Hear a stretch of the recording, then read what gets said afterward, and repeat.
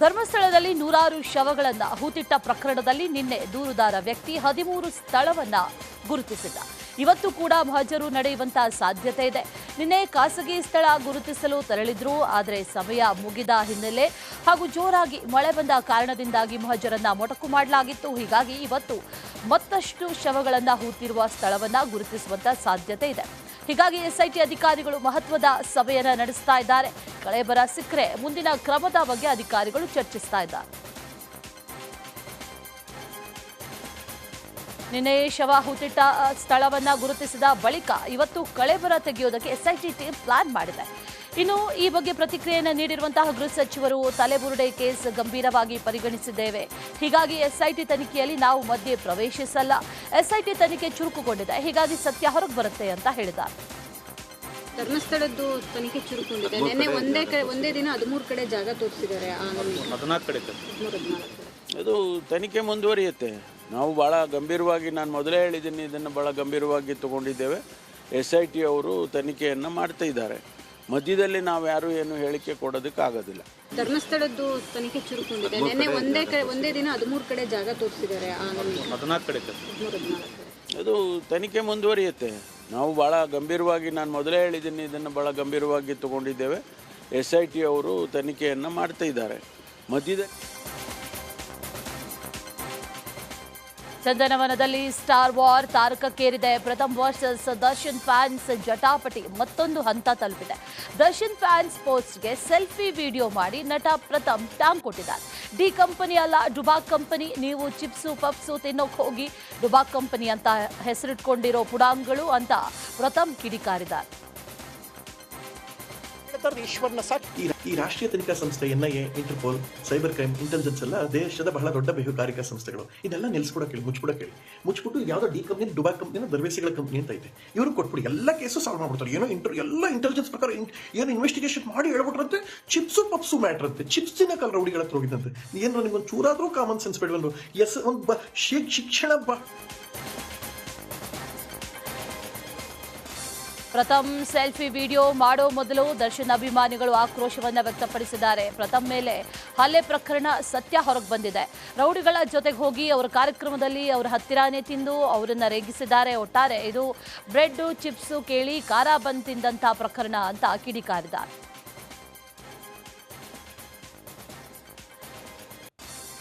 ಯಶವಂತಪುರ ಕ್ಷೇತ್ರದ ಶಾಸಕ ST ಸೋಮಶೇಖರ್ ಅನ್ನ ಬಿಜೆಪಿಯಿಂದ ಉಚ್ಚಾಟನೆ ಮಾಡಿದ ಬೆನ್ನಲ್ಲೇ BS ಯಡಿಯೂರಪ್ಪ ಯಶವಂತಪುರ ಕ್ಷೇತ್ರಕ್ಕೆ ಬಿಜೆಪಿ ಅಭ್ಯರ್ಥಿಯನ್ನಾಗಿ ರೈತ ಮೋರ್ಚಾ ಉಪಾಧ್ಯಕ್ಷ ರುದ್ರೇಶ್ ಅವರ ಹೆಸರನ್ನ ಘೋಷಣೆ ಮಾಡಿ ಅಚ್ಚರಿ ಮೂಡಿಸಿದ್ದಾರೆ.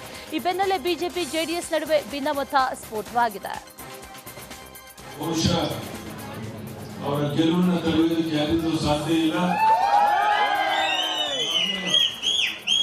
ಜನ ತೀರ್ಮಾನ ಮಾಡಿದ್ದಾರೆ. ರುದ್ರೇಶ್ ಕ್ಷೇತ್ರ ಶಾಸಕರಾಗಿ ಮಾಡಬೇಕು ಅಂತ ರುದ್ರೇಶ್ ಅವರನ್ನ ನಾಳೆ ಬರುವಂತ ವಿಧಾನಸಭಾ ಚುನಾವಣೆಯಲ್ಲಿ ದೊಡ್ಡ ಅಂತರದಲ್ಲಿ ಆಯ್ಕೆ ಮಾಡಿ ಕಳಿಸ್ಕೊಡ್ಬೇಕು ಅಂತೇಳಿ ತಮ್ಮಲ್ಲಿ ಕೈ ಜೋಡಿಸಿ ಪ್ರಾರ್ಥನೆ ಮಾಡಿ ಇಲ್ಲಿ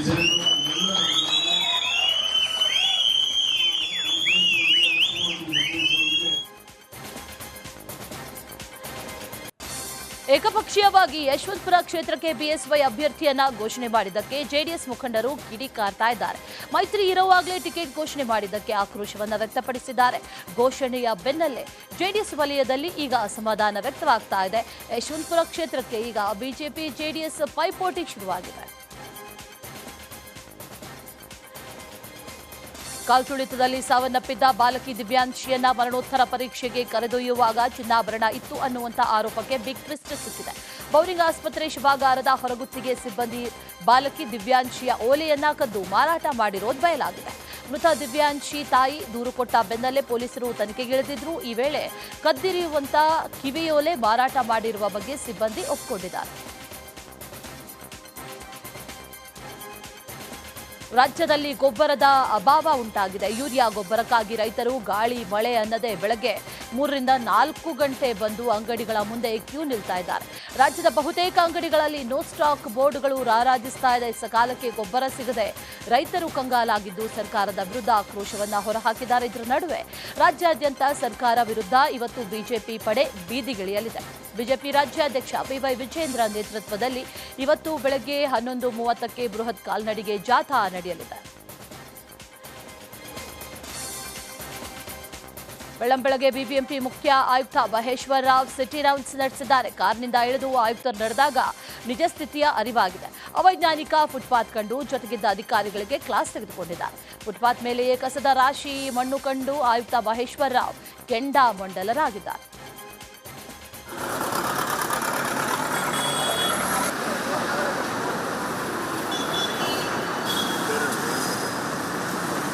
Dairy Circle in the Banerghatta road, because it is only 4 kilometers from Dairy Circle to Banerghatta, and it is one of the most beautiful stretches. ಒಳ್ಳೆ ಫುಟ್ಪಾತ್ ಎಲ್ಲ ಇದೆ.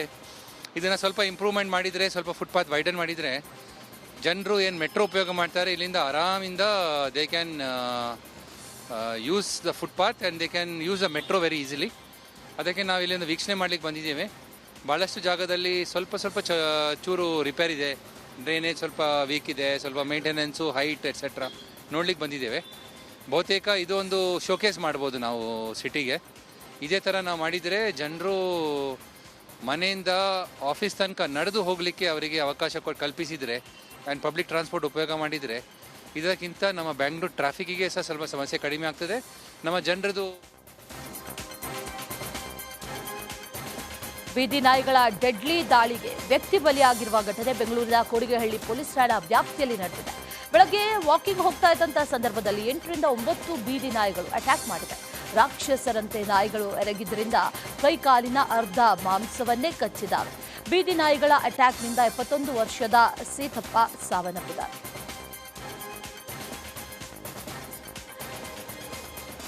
ಬೆಳ್ಳಂಬೆಳಗ್ಗೆ ಭ್ರಷ್ಟಾಧಿಕಾರಿಗಳಿಗೆ ಲೋಕಾಧಿಕಾರಿಗಳು ಶಾಕ್ ನೀಡಿದ್ದಾರೆ. ಬೆಂಗಳೂರು, ಚಿಕ್ಕಬಳ್ಳಾಪುರ, ಹಾಸನ, ಚಿತ್ರದುರ್ಗದಲ್ಲಿ ದಾಳಿಯನ್ನ ಮಾಡಿ ಅಧಿಕಾರಿಗಳ ಅಕ್ರಮ ಆಸ್ತಿ ಗಳಿಕೆಯನ್ನ ಜಾಲಾಡ್ತಾ ಇದ್ದಾರೆ. ಬೆಂಗಳೂರಿನಲ್ಲಿ ಕಂದಾಯ ಅಧಿಕಾರಿ ಎನ್ ವೆಂಕಟೇಶ್, ತೋಟಗಾರಿಕಾ ಇಲಾಖೆ ಹಿರಿಯ ಸಹಾಯಕ ಓಂ ಪ್ರಕಾಶ್ಗೆ ಶಾಕ್ ನೀಡಿದ್ದಾರೆ. ಮನೆ ಮೇಲೆ ದಾಳಿ ನಡೆಸಿ ದಾಖಲೆಗಳನ್ನ ಪರಿಶೀಲನೆ ಮಾಡುತ್ತಿದ್ದಾರೆ. ಇನ್ನು ಹಾಸನದಲ್ಲಿ ಬೆಳ್ಳಂಬೆಳಗ್ಗೆ ಇಂಜಿನಿಯರ್ಗೆ ಲೋಕಾಯುಕ್ತ ಅಧಿಕಾರಿಗಳು ಶಾಕ್ ನೀಡಿದ್ದಾರೆ. NH highway executive engineer Jayanna ಮನೆ ಮೇಲೆ ಲೋಕಾಯುಕ್ತ ಅಧಿಕಾರಿಗಳು ದಾಳಿಯನ್ನು ನಡೆಸಿ ಪರಿಶೀಲನೆ ನಡೆಸ್ತಾ ಇದ್ದಾರೆ. ಹಾಸನ ಹೊಸ ಬಸ್ ನಿಲ್ದಾಣದ ಬಳಿ ಹೌಸಿಂಗ್ ಬೋರ್ಡ್ನಲ್ಲಿರುವಂತಹ ಜಯಣ್ಣ ನಿವಾಸದಲ್ಲಿ ಶೋಧ ನಡೆಸಲಾಗ್ತಾ ಇದೆ.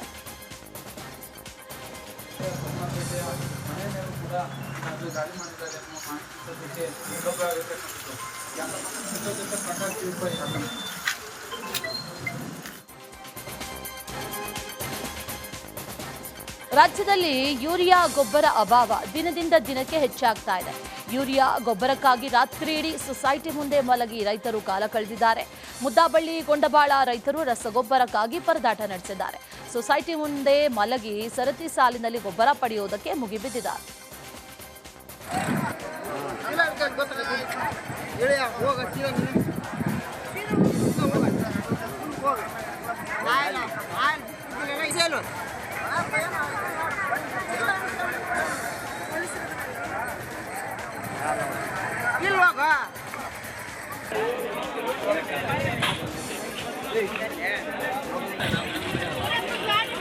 ಪ್ರಾಥಮಿಕ ಕೃಷಿ ಪತ್ತಿನ ಸಹಕಾರ ಸಂಘ ಮುದ್ದಾಬಳ್ಳಿ ಗೊಬ್ಬರಕ್ಕೋಸ್ಕರ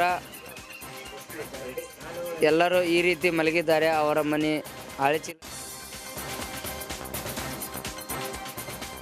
ನಿರಂತರ ಮಳೆಯಿಂದ ಮೈಸೂರು ಜಿಲ್ಲೆ ಕಪಿಲಾ ನದಿಯಲ್ಲಿ ಪ್ರವಾಹದ ಭೀತಿ ಎದುರಾಗಿದೆ. ಬಿಟ್ಟು ಬಿಡದೆ ಸುರಿತಾ ಇರುವಂತಹ ಮಳೆಗೆ ನಂಜನಗೂಡು ಶ್ರೀಕಂಠೇಶ್ವರ ದೇಗುಲದ ಸ್ನಾನಘಟ್ಟ ಮುಳುಗಡೆಯಾಗಿದೆ. ದೇಗುಲ ಸಮೀಪದ 16 ಕಾಲು ಮಂಟಪ ಮುಳುಗಡೆಯಾಗಿದೆ. ಹೀಗಾಗಿ 16 ಕಾಲು ಮಂಟಪದ ಪ್ರವೇಶಕ್ಕೆ ನಿರ್ಬಂಧ ವಿಧಿಸಿ ಬ್ಯಾರಿಕೇಡ್ ಅನ್ನ ಹಾಕಿ ಭದ್ರತಾ ಸಿಬ್ಬಂದಿಯನ್ನ ನಿಯೋಜನೆ ಮಾಡಲಾಗಿದೆ. ಅಷ್ಟೇ ಅಲ್ಲ, ನದಿ ಪಾತ್ರದ ಜನ ಎಚ್ಚರಿಕೆಯಿಂದ ಇರಬೇಕು ಅಂತ ಸೂಚನೆ ಕೂಡ ಕೊಟ್ಟಿದ್ದಾರೆ.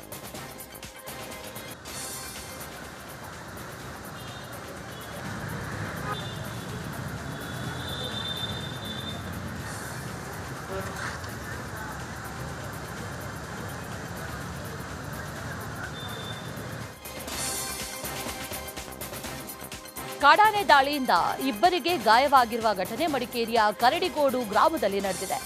ಸಾಬು ಅಲಿ ಕಣ್ಣನ್ ಕಾಡಾನೆ ದಾಳಿಯಿಂದ ಗಾಯಗೊಂಡು ಆಸ್ಪತ್ರೆಗೆ ದಾಖಲಾಗಿದ್ದಾರೆ. ಇನ್ನು ಆಸ್ಪತ್ರೆಗೆ ವನ್ಯಜೀವಿ ಮಂಡಳಿ ಸದಸ್ಯ ಸಂಕೇತ್ ಪೂವಯ್ಯ ಭೇಟಿ ನೀಡಿ ಗಾಯಾಳುಗಳ ಆರೋಗ್ಯವನ್ನು ವಿಚಾರಿಸಿದ್ದಾರೆ.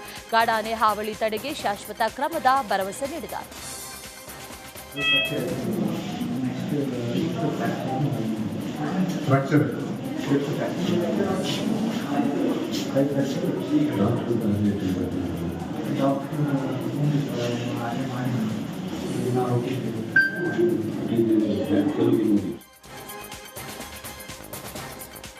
ತುಂಗಭದ್ರಾ ಜಲಾಶಯದಿಂದ ನೀರು ಬಿಡುಗಡೆ ಹಿನ್ನೆಲೆ ಐತಿಹಾಸಿಕ ಕೋದಂಡರಾಮ ದೇಗುಲ ಜಲಾವೃತವಾಗಿದೆ.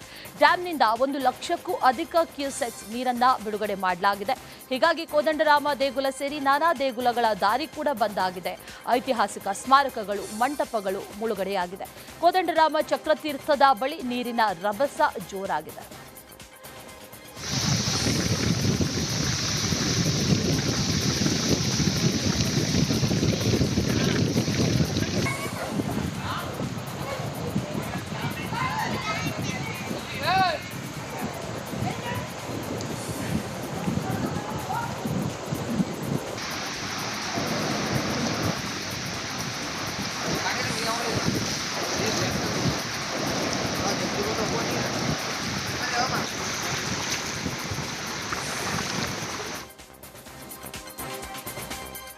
ತುಂಗಭದ್ರಾ ಜಲಾಶಯದಿಂದ 1,20,000 ಕ್ಯೂಸೆಕ್ ನೀರು ಬಿಡುಗಡೆ ಮಾಡಲಾಗಿದ್ದು ಕಿರು ಸೇತುವೆ ಮುಳುಗಡೆಯಾಗಿದೆ. ಮುನಿರಾಬಾದ್ ಬಳಿ ಇರುವಂತಹ ಕಿರು ಸೇತುವೆ ಮುಳುಗಡೆಯಾಗಿರುವುದರಿಂದ ರಸ್ತೆ ಬಂದ್ ಮಾಡಲಾಗಿದೆ. ನೀರು ಬಿಡೋ ಹಿನ್ನೆಲೆ ನದಿ ಪಾತ್ರಕ್ಕೆ ತೆರಳದಂತೆ ಸಾರ್ವಜನಿಕರಿಗೆ ಎಚ್ಚರಿಕೆ ನೀಡಲಾಗಿದೆ.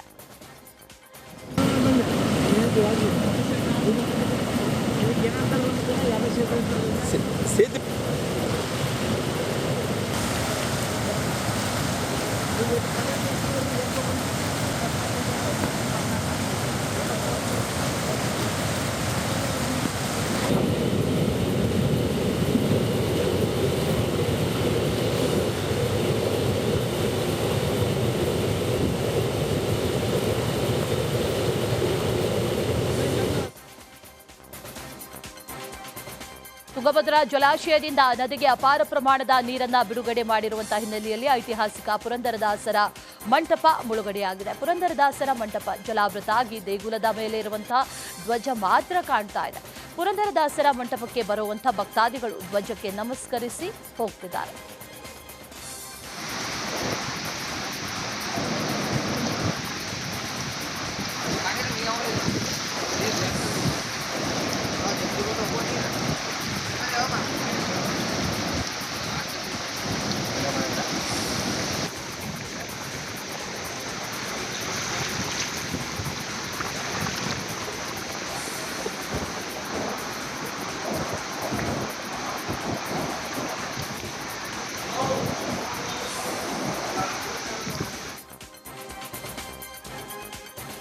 ಮಲೆನಾಡಿನಲ್ಲಿ ಮಳೆಯ ಅಬ್ಬರ ಜೋರಾಗಿದ್ದು ಜನಜೀವನ ಸಂಪೂರ್ಣವಾಗಿ ಅಸ್ತವ್ಯಸ್ತವಾಗಿದೆ. ಶಿವಮೊಗ್ಗದಲ್ಲಿ ಹೆದ್ದಾರಿ ಕುಸಿತ ಇದ್ದು ಸವಾರರು ಪರದಾಡುವಂತಾಗಿದೆ.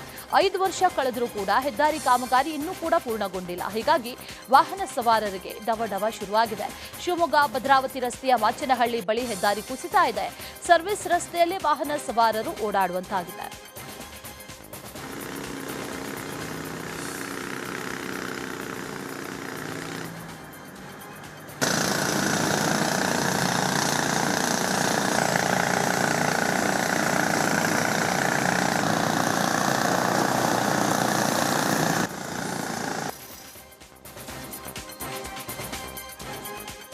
ಕೆಆರ್ಎಸ್ ಡ್ಯಾಂನಿಂದ 83,000 ಕ್ಯೂಸೆಕ್ ನೀರು ಬಿಡುಗಡೆ ಹಿನ್ನೆಲೆಯಲ್ಲಿ ಕಾವೇರಿ ನದಿ ಪಾತ್ರದಲ್ಲಿ ಪ್ರವಾಹದ ಭೀತಿ ಎದುರಾಗಿದೆ. ಮಂಡ್ಯದ ಶ್ರೀರಂಗಪಟ್ಟಣದ ನಿಮಿಷಾಂಬ ದೇಗುಲ ಸ್ನಾನಘಟ್ಟ ಮುಳುಗಡೆಯಾಗಿದೆ. ಬಟ್ಟೆ ಬದಲಿಸುವಂತಹ ಕೊಠಡಿ, ನದಿ ಪಕ್ಕದ ಮಂಟಪ ಮುಳುಗಡೆಯಾಗಿರುವುದರಿಂದ ನದಿ ಬಳಿಗೆ ತೆರಳದಂತೆ ಭಕ್ತರಿಗೆ ನಿರ್ಬಂಧ ವಿಧಿಸಲಾಗಿದೆ.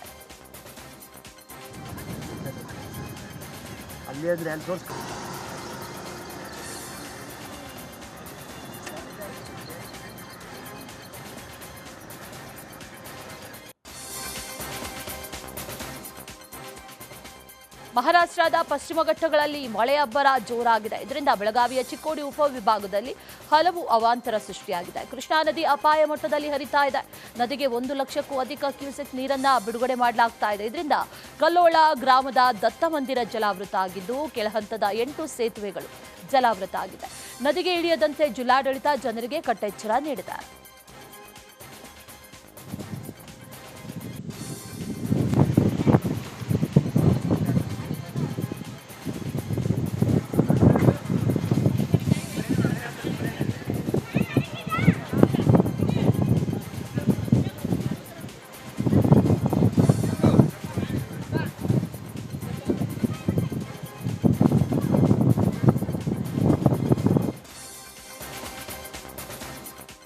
ಕೊಪ್ಪಳದಲ್ಲಿ ಬಲ್ದೋಟ ಕಾರ್ಖಾನೆ ಗಲಾಟೆ ನಡೀತಾ ಇದೆ. ಅದರ ನಡುವೆ ಮತ್ತೊಂದು ಕಾರ್ಖಾನೆಗೆ ವಿರೋಧ ವ್ಯಕ್ತವಾಗ್ತಾ ಇದೆ.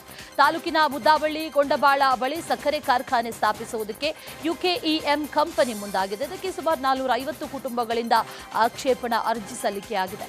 ಮನೆ ಮನೆಯಿಂದ ಆಕ್ಷೇಪಣಾ ಪತ್ರ ಸಂಗ್ರಹ ಮಾಡಿದಂಥ ಗ್ರಾಮಸ್ಥರು ಆಕ್ಷೇಪವನ್ನು ವ್ಯಕ್ತಪಡಿಸಿದ್ದಾರೆ. ರಾಜ್ಯ ಕಾಂಗ್ರೆಸ್ನಲ್ಲಿ ಬೆಳವಣಿಗೆಗಳು ನಡೀತಾ ಇದೆ. ರಾಜ್ಯ ಉಸ್ತುವಾರಿ ಸುರ್ಜೇವಾಲಾ ಸಭೆ ನಡೆಸಿದ್ದಾಯಿತು. ಇದೀಗ ಸಿಎಂ ಸಿದ್ದರಾಮಯ್ಯ ಅವರು ಇವತ್ತಿನಿಂದ ಶಾಸಕರ ಮೀಟಿಂಗ್ ಹಮ್ಮಿಕೊಂಡಿದ್ದಾರೆ. ಇವತ್ತಿನಿಂದ ಜುಲೈ 31ರವರೆಗೆ ಹಾಗೂ ಆಗಸ್ಟ್ 7ರಂದು ಜಿಲ್ಲಾವಾರು ಸಭೆ ಕೂಡ ನಡೆಸಲಿದ್ದಾರೆ. ಒಬ್ಬೊಬ್ಬ ಶಾಸಕರಿಗೆ 10 ನಿಮಿಷ ಚರ್ಚೆಗೆ ಅವಕಾಶ ನೀಡಲಾಗಿದೆ. ಮೈಸೂರು ಜಿಲ್ಲೆಯ ಶಾಸಕರ ಜೊತೆಗೆ ಮೊದಲ ಸಭೆ ನಡೆಯಲಿದೆ. 29 ಮಧ್ಯಾಹ್ನ 3 ಗಂಟೆಯಿಂದ ಮೈಸೂರು ಜಿಲ್ಲೆಯಿಂದ ಪ್ರಾರಂಭ ಆಗುತ್ತೆ. ಆಮೇಲೆ 30ನೇ ತಾರೀಕು ಬೆಳಗ್ಗೆ ಕಲ್ಯಾಣ ಕರ್ನಾಟಕ ಮಧ್ಯಾಹ್ನದವರೆಗೆ ಆಗುತ್ತೆ. ಆಮೇಲೆ ತದನಂತರ ಮುಂಬೈ ಕರ್ನಾಟಕ, ಕಿತ್ತೂರು ಕರ್ನಾಟಕ ಅದೆಲ್ಲ ಪ್ರಾರಂಭ ಆಗುತ್ತೆ. ನಾಳೆ ಎವರೇಜ್ ಆಗಿ ಒಂದು ದಿವಸ ಪೂರ್ತಿ ಅವ್ರು ಕೂತ್ರೆ ಒಂದು 48ರಿಂದ 50 MLAಗಳನ್ನು ಭೇಟಿ ಮಾಡಲಿಕ್ಕೆ ಸಾಧ್ಯ ಇದೆ. ಯಾಕಂದರೆ ಒಬ್ಬ MLAಗಳಿಗೆ ಕನಿಷ್ಠ 10 ನಿಮಿಷ ಮಾತಾಡಲಿಕ್ಕೆ 1 to 1 ಒಂದು ಅವಕಾಶವನ್ನು ಒದಗಿಸ್ಕೊಡ್ಲಾಗಿದೆ. ಆ ಟೈಮಿಂಗ್ ಇಟ್ಕೊಂಡೇ ನಾವು ಮಾಡಿದ್ದೇವೆ. ಅಂದರೆ 50 MLA ನೋಡಿದರೆ 500 ಮಿನಿಟ್ ಆಗುತ್ತೆ. ಹೆಚ್ಚು ಕಡಿಮೆ 8 ಅವರ್ಸ್ ಬೇಕು. 8 ಅವರ್ಸು ಮುಖ್ಯಮಂತ್ರಿಗಳು ಕೊಡ್ತಾ ಇದ್ದಾರೆ. ನಾಳೆ 4 ಅವರ್ಸ್ ಕೊಡ್ತಾರೆ. 30ನೇ ತಾರೀಕು ಫುಲ್ ಡೇ, 31 ಫುಲ್ ಡೇ, ಆಮೇಲೆ 7ನೇ ತಾರೀಕು ಹಾಫ್ ಡೇ, 7th 7ನೇ ತಾರೀಕು ಹಾಫ್ ಡೇ ಕೊಡ್ತಾ ಇದ್ದಾರೆ. ಸಭೆಗೆ ಬರುವಂಥ ಶಾಸಕರು ಇತ್ತ ಕರಾವಳಿಯಲ್ಲೂ ನಾಗರ ಪಂಚಮಿ ಹಬ್ಬದ ಸಂಭ್ರಮ ಜೋರಾಗಿದೆ. ಉಡುಪಿಯ ಮೂಲನಾಗನಿಗೆ ನಾಗಬನಗಳಲ್ಲಿ ತನು ತಂಬಿಲ ಅರ್ಪಣೆ ಉತ್ಸವ ನಡೀತಾ ಇದೆ. ಸಿಯಾಳ, ಹಿಂಗಾರ, ಹಾಲು, ಅರಿಶಿನ ಸಮರ್ಪಿಸಿ ಆರಾಧನೆ ಮಾಡಲಾಗ್ತಾ ಇದೆ.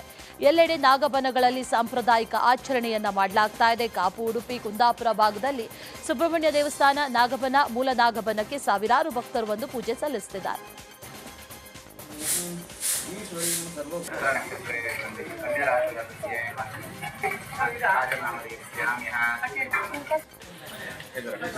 पल्लवी नाम्यः पूर्वाभाद नक्षत्रे कुंभराशिजातस्य नक्षत्रे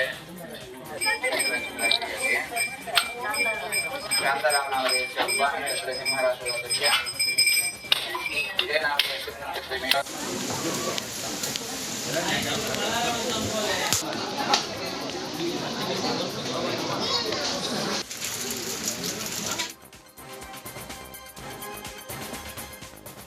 ಮನುಷ್ಯನ ಪ್ರೀತಿಯನ್ನು ಮೀರಿಸಿದ್ದು ಪ್ರಾಣಿ ಪ್ರೀತಿ ಅನ್ನೋ ಮಾತಿದೆ. ಅದಕ್ಕೊಂದು ಉದಾಹರಣೆ ಇಲ್ಲಿದೆ.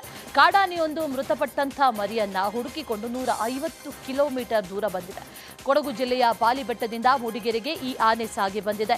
ನಿನ್ನೆ ಬೆಳಗ್ಗೆ ಮಡಿಕೇರಿಯ ಪಾಲಿಬೆಟ್ಟದಲ್ಲಿ ಜನರನ್ನ ಓಡಿಸಿದ್ದ ಆನೆ ಮೂಡಿಗೆರೆ ತಾಲೂಕಿನ ಗೋಣಿಬೀಡಿನಲ್ಲಿ ಕಾಣಿಸಿಕೊಂಡಿದೆ. ಅದರ ಕೊರಳಲ್ಲಿರುವಂತಹ ರೇಡಿಯೋ ಕಾಲರ್ನಿಂದ ಇದೇ ಆನೆ ಅನ್ನುವುದು ದೃಢವಾಗಿದೆ.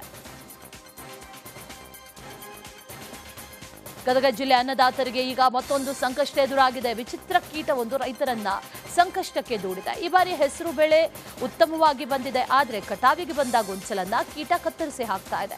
ಲಕ್ಕುಂಡಿ ಗ್ರಾಮದ ವ್ಯಾಪ್ತಿಯಲ್ಲಿ ಕೀಟ ಕಾಣಿಸಿಕೊಂಡಿದ್ದು ಅದನ್ನ ಕಟ್ ವರ್ಮ್ ಅಂತ ಗುರುತಿಸಲಾಗಿದೆ. ಈ ಕೀಟ ರಾತ್ರಿ ಮಾತ್ರ ಕಾಣಿಸಿಕೊಳ್ಳುತ್ತೆ ಅಂತ ರೈತರು ಹೇಳ್ತಿದ್ದಾರೆ. ಶೀಘ್ರವೇ ಇದರ ಕಾಟ ಕೊನೆಗೊಳಿಸೋದಕ್ಕೆ ಕ್ರಮ ಕೈಗೊಳ್ಳಬೇಕು ಅಂತ ಕೃಷಿ ಇಲಾಖೆಯನ್ನ ಒತ್ತಾಯಿಸಿದ್ದಾರೆ. ಇದು ರೋಗ ಅಲ್ಲ, ಇದು ಕಟೋರ್ಮ್ ಅಂತ ಒಂದು ಕೀಡ ಅಂತ ಹೇಳ್ಯಾರಿ. ಕೃಷಿ ಅಧಿಕಾರಿಗಳಿಗೆ ಸಂಪರ್ಕ ಮಾಡಿದಾಗ ಇದು ರೋಗ ಅಲ್ಲ, ಕಟೋರ್ಮ್ ಅಂತ ರಾತ್ರಿ ಮೇಯುವಂಥ ರೋಗ. ಇದು ಹೆಸರು ಗೊಂಚಲನ್ನ ಕಡ್ದು ಹಾಕತ್ರಿ. ಬೆಳಿಗ್ಗೆ ಬಂದು ನೋಡಿದಾಗ ಬರೀ ಹೊಲ ತುಂಬ ಹೆಸರು ಗೊಂಚಲನ್ನ ಬಿದ್ದಿರ್ತಾವೆ. ಇದು ರೋಗ ಅಲ್ಲ, ಇದು ಕೀಟನಾಶಕ. ಇದು ಕೀಟ ಅದಕ್ಕೆ ಕೀಟನಾಶಕ ಹೊಡಿಯಂತ ಈ ಕಟಾವಿಗೆ ಬಂದೈತ್ರಿ. ಬೆಳೆ ಇನ್ನೊಂದು 15 ದಿವಸದೊಳಗೆ ನಾವು ಕಟಾವು ಮಾಡಬೇಕಾಗಿತ್ತು. ರೈತ ಎಕರೆಗೆ 10-15 ಸಾವಿರ ಸಾಲ ಸೂಲ ಮಾಡಿ ಇದನ್ನು ಬೆಳೆ ಹಾಕಿವಿ. ಇಲ್ಲಿವರೆಗೂ ಮಳೆ ಮೊದಲು ಆಗಲಿಲ್ಲ. ಮುಂಗಾರು ಬಿತ್ತು ಟೈಮ್ನಾಗ ಆಗಿ ನಡುವು ಮಳೆ ಕೊಟ್ಟಿತ್ತು. ಈಗ ಅಲ್ಲಿ ಸ್ವಲ್ಪ ಮಳೆ ಆಗಿ ಏನೋ ಬಂದಂಥ ಬೆಳೆ ತೊಗೋಬೇಕಂದ್ರೆ ಈಗಿದು ತಮಿಳುನಾಡಿನ ತಿರುಚಿರಾಪಳ್ಳಿಯ ಬೆಟ್ಟೂರು ಅಣೆಕಟ್ಟಿನಿಂದ ಮುಕ್ಕೊಂಬು ಅಣೆಕಟ್ಟಿಗೆ 1 ಲಕ್ಷ ಕ್ಯೂಸೆಕ್ ನೀರು ಹರಿದು ಬರ್ತಾ ಇದ್ದು, ಇದರಿಂದ ಕಾವೇರಿ ನೀರನ್ನು ಕೆಳಭಾಗದ ಪ್ರದೇಶಗಳಿಗೆ ಬಿಡುಗಡೆ ಮಾಡಲಾಗಿದೆ. ಈ ರಮಣೀಯ ದೃಶ್ಯ ಡ್ರೋನ್ ಕ್ಯಾಮೆರಾದಲ್ಲಿ ಸೆರೆಯಾಗಿದೆ. ಕಾವೇರಿ ಮತ್ತು ಕೊಲ್ಲಿಟಂ ನದಿಗಳ ದಡದಲ್ಲಿ ವಾಸಿಸುವಂತಹ ನಿವಾಸಿಗಳು ಸುರಕ್ಷಿತವಾಗಿ ಮತ್ತು ಜಾಗರೂಕತೆಯಿಂದ ಇರಬೇಕು ಅಂತ ಜಿಲ್ಲಾಡಳಿತ ಎಚ್ಚರಿಕೆ ಕೂಡ ಕೊಟ್ಟಿದೆ.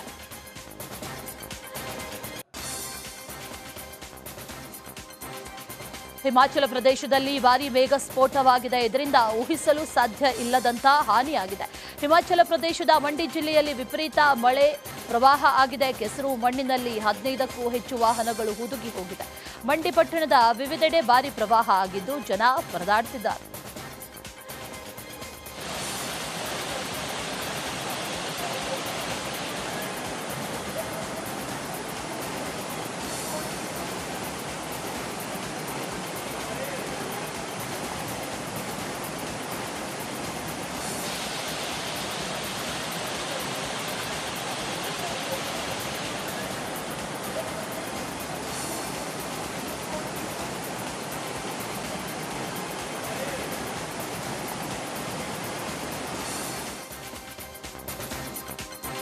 ಲೋಕಸಭೆಯಲ್ಲಿ ಆಪರೇಷನ್ ಸಿಂಧೂರ್ ಬಗ್ಗೆ ನಿನ್ನೆ ತಡರಾತ್ರಿಯವರೆಗೂ ಕೂಡ ಕಾವೇರಿದ ಚರ್ಚೆ ಆಗಿದೆ. ಇವತ್ತು ರಾಜ್ಯಸಭೆ ಲೋಕಸಭೆ ಎರಡರಲ್ಲೂ ಬಿಸಿ ಬಿಸಿ ಚರ್ಚೆ ಆಗುವುದು ಪಕ್ಕ. ಇವತ್ತು ಗೃಹ ಸಚಿವ ಅಮಿತ್ ಶಾ ಆಪರೇಷನ್ ಸಿಂಧೂರ್ ಬಗ್ಗೆ ಮಧ್ಯಾಹ್ನ 12 ಗಂಟೆಗೆ ಮಾತಾಡಲಿದ್ದಾರೆ. ವಿರೋಧ ಪಕ್ಷಗಳು ಸರ್ಕಾರದ ಮೇಲೆ ಮುಗಿ ಬೀಳೋದಕ್ಕೆ ಸಜ್ಜಾಗಿವೆ.